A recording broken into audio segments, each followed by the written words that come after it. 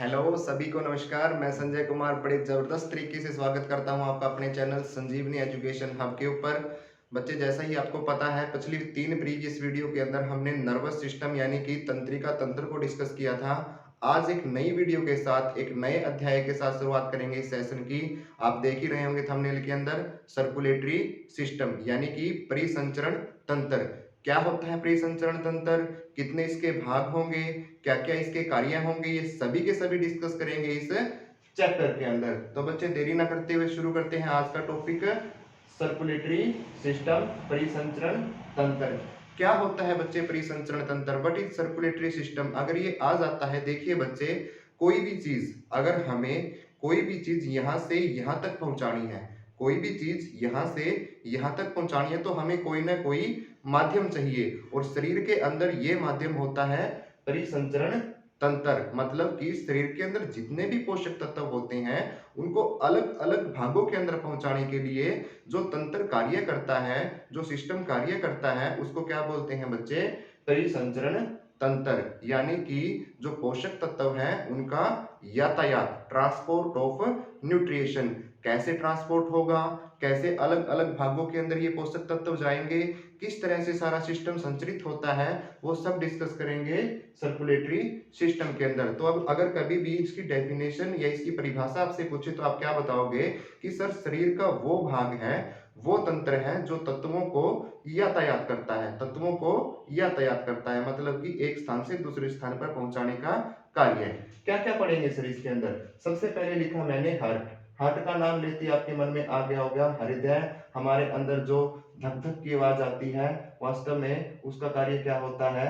Blood को pump करना। मतलब कि जो हमारे शरीर के अंदर खून होता है, उसको आगे पंप करना, उसको धक्का देना, ताकि वो अलग अलग ऑर्गन्स, अलग अलग भाग के अंदर पहुंच सके। दूसरा हम पढ़ेंगे क्या? ब्लड। दूसरा क्या पढ़ेंगे? ब्लड, रुधिर। ब्लड क्या होगा सर? यह वही माध्यम है जो पोषक तत्वों को अलग अलग ऑर्गन्स के पास लेकर जाता है। तीसरा पढ़ेंगे सर ये, it is the most important, क्या होते हैं? Blood vessels. मैं इसको स्टार कर रहा हूं। ब्लड वेसल्स क्या होती हैं? देखो बच्चे, हमारे अंदर बंद परिसंचरण तंत्र होता है। खुला और बंद मैं आपको आगे बताऊंगा क्या होगा। इतना समझिए, बंद परिसंचरण तंत्र से क्या मतलब है? हमारे अंदर कुछ ऐसी नसें होती हैं जो खून को हृदय तक लेकर आएंगी, और हृदय से खून को अलग अलग भागों के अंदर लेकर जाएंगी। उन सबको क्या बोलेंगे बच्चे? रुधिर वाहिकाएं। ऐसी नसें या ऐसी वाहिकाएं जो खून को हृदय तक लेकर आएंगी और हृदय से खून को अलग अलग भागों तक लेकर जाएंगी। देखिए यहाँ पे मैंने इसको बताया हुआ है कि कौन सी ब्लड वाहिकाएं, कौन सी वेसल्स हमारे अंदर मिलेंगी। मैंने लिखा सबसे पहले आर्टरी, उसके बाद लिखा मैंने वेन्स, उसके बाद लिखा मैंने कैपिलरीज। तो 3 प्रकार की जो हमारे अंदर वाहिकाएं होंगी वो मिलेंगी, आर्टरी, वेन्स और कैपिलरीज। आर्टरी को बच्चे हिंदी में बोला जाता है धमनी, वेन्स को क्या बोलेंगे? शिरा, और कैपिलरीज को बोलेंगे केशिकाएं। इसका मतलब देखो, मैंने लिखा H से O, शॉर्ट फॉर्म में लिखा है, सुनो। हमारे हृदय से लेकर ऑर्गन्स तक, हमारे हृदय से लेकर सभी भागों तक जो खून को लेके जाएंगी, उनको बोला जाता है बच्चे धमनी। क्या बोलेंगे? धमनी। अलग अलग ऑर्गन से, हमारे हाथ से, जैसे कि समझो हमारे हाथ से हमारे खून को लेके जाना है हमारे हृदय तक, हाथ से हृदय तक जो लेकर आएगी उसको क्या बोलेंगे? शिराएं, उसको बोलेंगे बच्चे वेन्स। और आर्टरी क्या करेगी? हमारे हृदय से हमारे हाथ तक लेकर जाएंगी। सर, ये कैपिलरीज क्या होती हैं? बच्चे, कुछ जगहें ऐसी होती हैं जहां पे इनका कॉम्बिनेशन होता है। क्या होता है? कॉम्बिनेशन, दोनों का मध्य भाग, जहां पे आर्टरी और वेन्स का कॉम्बिनेशन हो जाएगा, वहां पे जो चीज बनेगी बच्चे, वो क्या बनेगी? कैपिलरीज बनेगी। क्या बनेगी? कैपिलरीज बनेगी। कभी भी आपके अंदर क्वेश्चन आ जाए कि आर्टरी के अंदर सर कैसा खून दौड़ेगा, किस प्रकार का खून दौड़ेगा, तो आप लिख दोगे कि सर आर्टरी के अंदर हमेशा ऑक्सीजन युक्त, जिसके अंदर ऑक्सीजन घुड़ी हुई होगी, ऑक्सीजनेटेड ब्लड हमेशा आर्टरी के अंदर जाता है। बात आएगी वेन्स की, तो वेन के अंदर होगा सर कौन सा खून? CO2 वाला खून। अब सर आपने आर्टरीज और वेन के बारे में तो बता दिया कि आर्टरी के अंदर तो होगा O2 वाला, वेन्स के अंदर होगा CO2 वाला। सर, ये कैपिलरीज के अंदर कैसा ब्लड होगा? तो कभी भी ये क्वेश्चन आ जाए बच्चे, तो आप लिखेंगे सर यहाँ पे कैसा खून होगा? मिक्स होगा। मतलब कि कुछ भाग उसके अंदर O2 होगा और कुछ CO2 होगा, कुछ O2 होगा और कुछ CO2 होगा। जब मैं आपको ये टॉपिक करवाऊंगा तो पूरा बताऊंगा कौन सी ऐसी धमनी होंगी जिसके अंदर CO2 वाला ब्लड होगा। एक एक्सेप्शन होता है इसके अंदर, जिसके अंदर O2 वाला नहीं CO2 वाला दौड़ेगा। वेन्स के अंदर भी एक एक्सेप्शन होता है जिसके अंदर CO2 वाला नहीं O2 वाला दौड़ेगा। वो जब करेंगे जब इस टॉपिक को हम पूरा करेंगे। इंट्रोडक्शनरी वीडियो के अंदर मैंने आपको बता दिया कि आर्टरी, वेन्स और कैपिलरीज का कार्य क्या क्या होगा। क्या ये बातें आपको क्लियर है? तो चलते हैं, हमारा सबसे पहला पार्ट मैंने लिखा यहाँ पे हार्ट। क्या लिखा है? हार्ट। हार्ट मतलब कि हृदय। देखो बच्चे, कोई भी बायोलॉजी के अंदर टर्म आती है तो उसकी स्टडी होती है। जैसे कोई भी व्यक्ति अगर हार्ट की स्टडी करता है, मैं स्टडी कर रहा हूं, तो उसको क्या बोला जाएगा? कार्डियोलॉजी। प्रीवियस वीडियो के अंदर भी मैंने आपको बताया था कि कभी भी अगर किसी के पीछे लॉजी मिल गया, लॉजी का मतलब क्या होगा? लोकस। लोकस मतलब एक इंग्लिश का रूट वर्ड है, प्रीफिक्स है जो पीछे लगता है, लोकस से निकल के आया है लॉजी। मतलब इसका मतलब क्या हुआ कि इसका अध्ययन, इसकी स्टडी क्या होगी बच्चे? कार्डियोलॉजी। इसका ज्ञाता। ज्ञाता मतलब आप कभी भी हार्ट के अंदर कोई भी प्रॉब्लम होगी, बीटिंग के अंदर या साउंड के अंदर, हार्ट के अंदर कोई भी ब्लॉकेज हो जाती है, जिस डॉक्टर को प्रिस्क्राइब किया जाता है कि उस डॉक्टर के पास जाइए और जो आपको बताता है कि आपके हार्ट के अंदर ये प्रॉब्लम है, उसको क्या बोला जाएगा बच्चे? कार्डियोलॉजिस्ट। कार्डियोलॉजी और कार्डियोलॉजिस्ट आपको पता लग गया। एक होगा जिसको इसकी स्टडी करेगा और एक इसकी स्टडी होगी। नेक्स्ट देखिए बच्चे, हार्ट क्या करता है? It is the pumping organ. मतलब कि ये ब्लड को धक्का देने का काम करता है। देखिए पंप करेगा, पंप करेगा तभी तो ये अलग अलग ऑर्गन्स के अंदर जाएगा। अगर कॉन्स्टेंटली ये पंप ही नहीं करेगा तो ब्लड क्या होगा?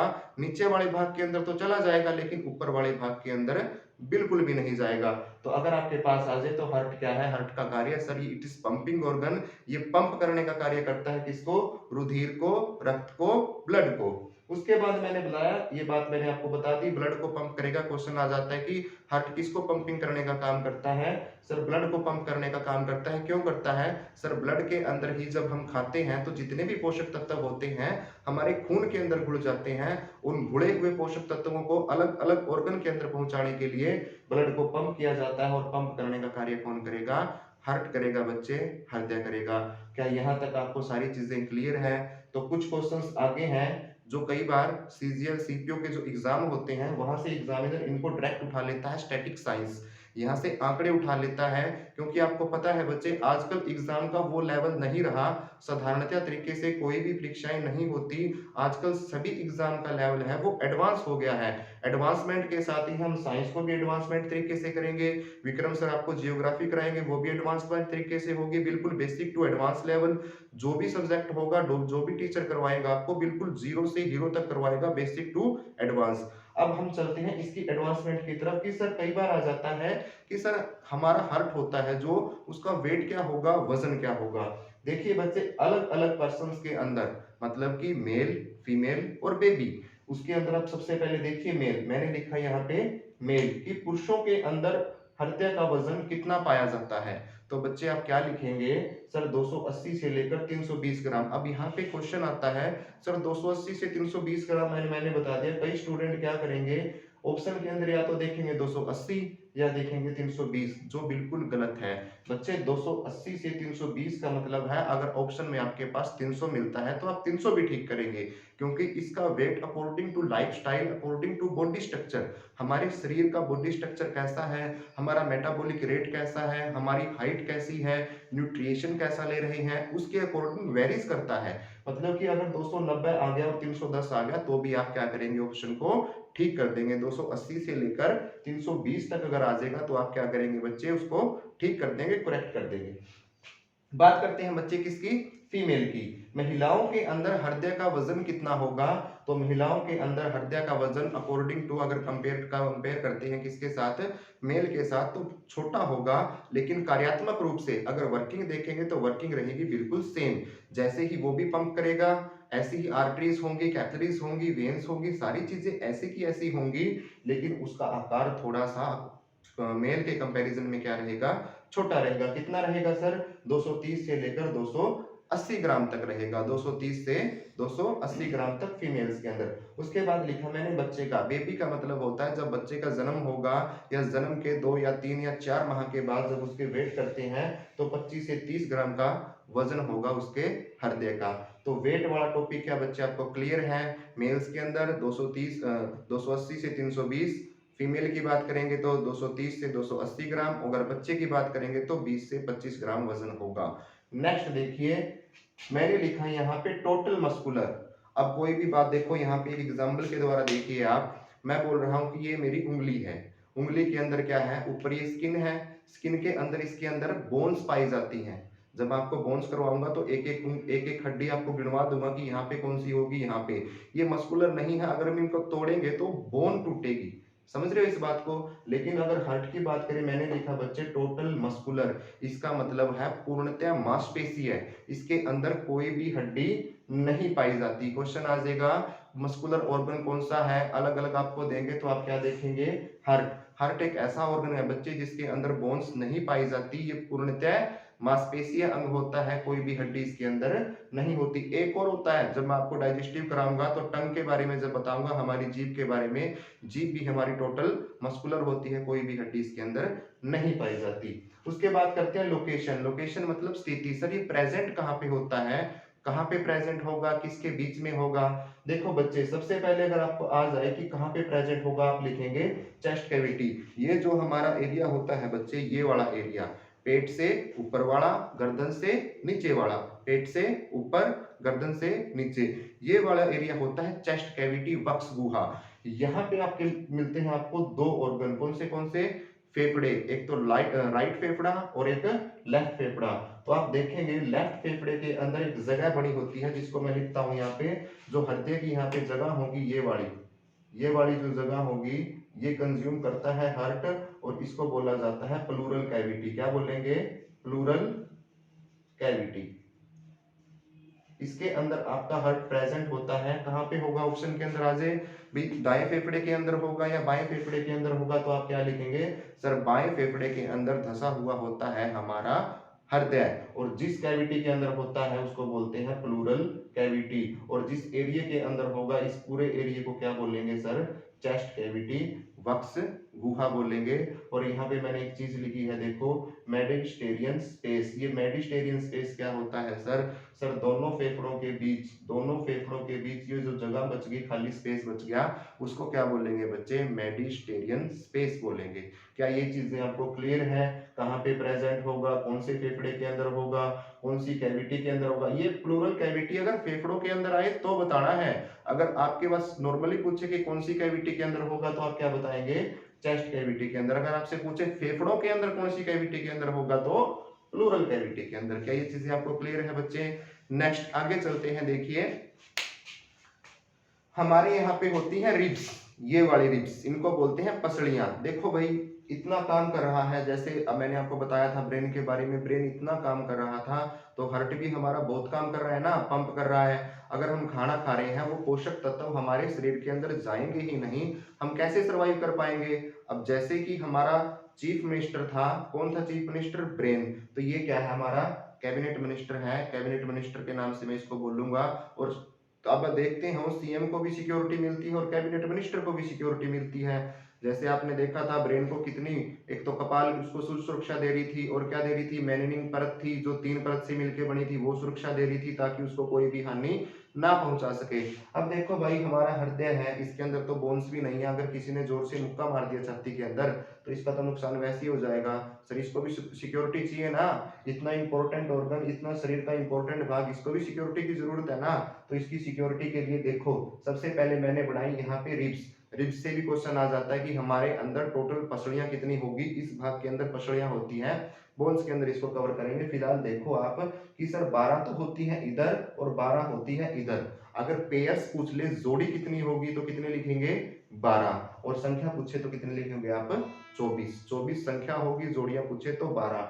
अब लोकेशन ऑफ हार्ट की बात आती है, तो कहां पे होगा सर, दूसरी से लेके छठी फसली के बीच में, दूसरी से लेके छठी फसली के बीच में आपका हार्ट करेगा, आपका हार्ट लोकेटेड होगा दूसरी से छठी पसली के बीच में। सर ये पसलियों के बीच में होता है, तो पसलियों का कार्य क्या होगा, जब कभी भी कोई घातक प्रहार होगा, जब कभी भी हृदय के ऊपर कोई घातक प्रहार होगा, तो ये रिब्स हृदय की रक्षा करेंगी, ये खुद टूट जाएंगी लेकिन हृदय को नुकसान नहीं पहुंचने देगी, जितना भी होगा ये हृदय को सुरक्षा प्रदान करने का कार्य करेगी। तो आपके पास क्वेश्चन आ जाता है कि कौन सी रिब्स के बीच प्रेजेंट होगा, तो दूसरी से लेकर छठवीं पसली के बीच प्रेजेंट होगा।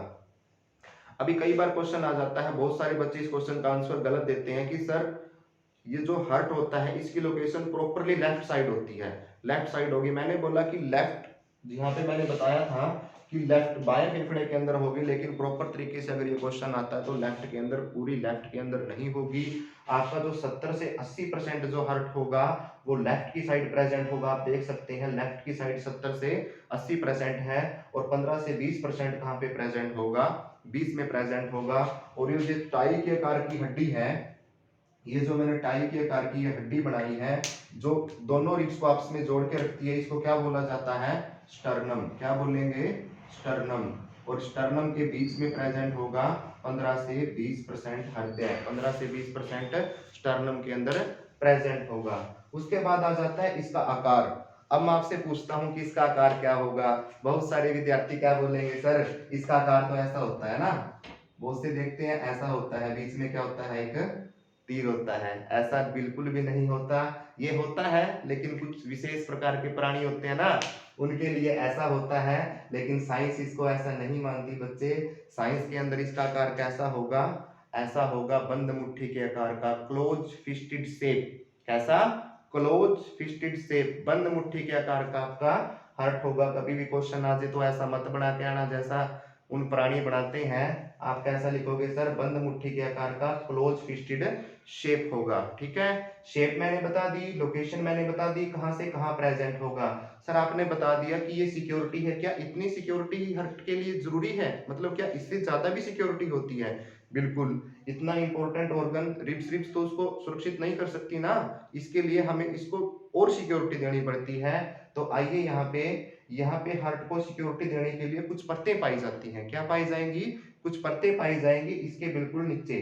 तो अगर आपसे पूछ ले कि कौन सी ऐसी परत है, कौन सी ऐसी परत होगी जो हृदय को सुरक्षा प्रदान करेगी, या क्वेश्चन ऐसे आ जाता है कई बार घुमा के कि हृदय के बाहर के अनावरण को, जैसे ये है, ये मार्कर को आप हर्ट मानो इसको, इसका ये जो बाहर का अनावरण आप देख रहे हैं ये वाला, ये हर्ट है, इसके बाहर के बिल्कुल जो लेयर होगी वो कौन सी होगी, उस परत को क्या बोला जाएगा, उसको बोला जाएगा बच्चे पेरिकार्डियम। तो पेरिकार्डियम जो परत होगी वो क्या करेगी, हृदय को सुरक्षा प्रदान करने का कार्य करेगी। अब पेरिकार्डियम परत भी कितने प्रकार की होगी, सर 2 प्रकार की होगी। ये मैंने पेरिकार्डियम को पूरा खोल के बताया है, इतनी मोटी परत होती है और बीच में क्या होता है आपका हर्ट होता है। जो पेरिकार्डियम की बाहर वाली होगी उसको बोलेंगे फाइब्रोस परत। फाइब्रोस मतलब ये फाइबर्स की बनी होती हैं, फाइबर्स मिलके ऐसे ऐसे फाइबर जुड़ के इसका निर्माण करते हैं, इसलिए इसको बोला जाता है फाइब्रस परत। दूसरी जो लेयर होगी वो कौन सी होगी, सिरोज। फाइब्रस होगी बाहर वाली, सिरोज कौन सी होगी, अंदर वाली।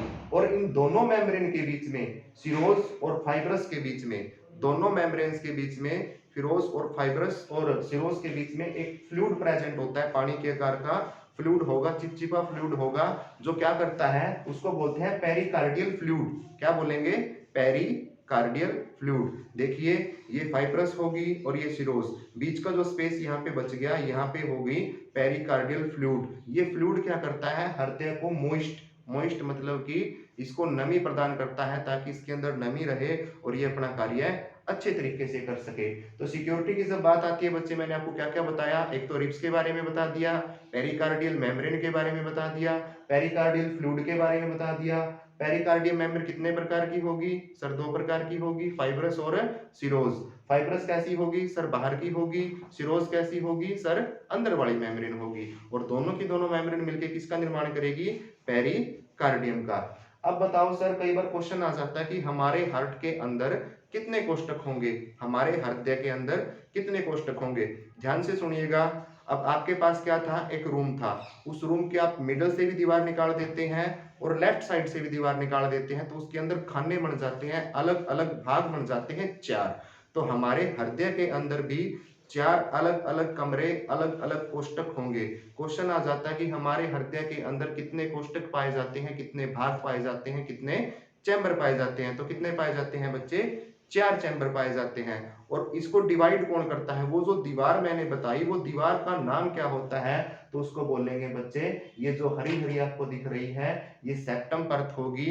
ये बीचों बीच निकल जाएगी हमारे हृदय के, और हमारे हृदय को क्या करेगी? 4 भागों के अंदर, 4 कोष्ठकों के अंदर, 4 चैम्बर्स के अंदर डिवाइड कर देगी। अब मैंने लिखा right atrium, left atrium, right ventricle और लेफ्ट वेंट्रिकल। ये 4 भागों के अंदर क्या हो जाएगी?